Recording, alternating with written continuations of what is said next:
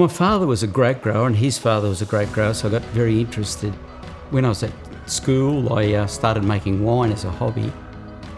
My father, Jack, said to me one day, why don't you become a winemaker? And I thought, oh my God, winemaker, some old bloke drinking wine all day, it didn't sound very enticing. But the more I looked into it, the more I thought, what a great occupation that'd be. There's a lot of chemistry and engineering involved in which I was interested in. As a prerequisite for the university course back then, you had to work a year in the industry. So I went and worked for a year for Mildara Wines out at Merbein in 1974. And then in 75, I went to university for 3 years to get my Bachelor of Science in winemaking. And then I went back and worked for Mildara for another 11 years. During that time, I learned a lot about winemaking. I got more involved with management of things as well. But I always had in the back of my mind to do something ourselves, winemaking-wise. I eventually left there in 1987, 88, and by then we'd already started to build the winery at Trentham Cliffs. I've seen a lot of changes in the wine industry since I began in the industry. When I first started back in 1975, there was 120 wineries in Australia, and I worked for Mildara for 11 years, and by the time I left, there was about 250. That's when Trentham started. And now there's close to 3,000 wineries. So we've seen a big explosion of wine, especially small wineries. After 40 years winemaking, you kind of know when things are ready. You can see the colours starting to change. You have taste of grapes and you get more flavour in them. And then you take the samples back to the laboratory and check the sugar level and see how it's changing. And you just know within a few days, okay, it's just about ready to pick. We're looking more for flavour and style than just producing bulk wine. The passion was just to make great wine. That was really what inspired me initially. To make your own wine and you've made it from the vineyard right through to the bottle.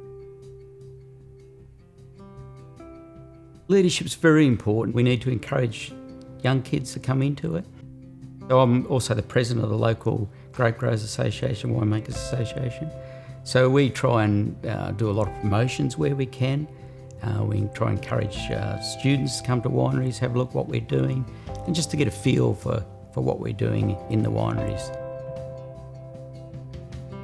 We're at the crossroads now, determining what happens with the next generation. We're fortunate to have 2 children in the business, Renee and Damien. I think every small business owner would hope someone will continue the business for them, and great if it's a family member.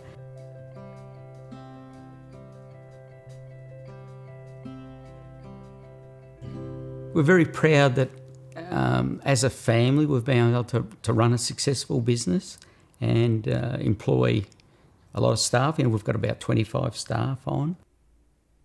When we first set up, it was a lot of hands-on work. I still remember when I left Mildara, I thought, I could get someone else to do the job, but really there wasn't anyone else.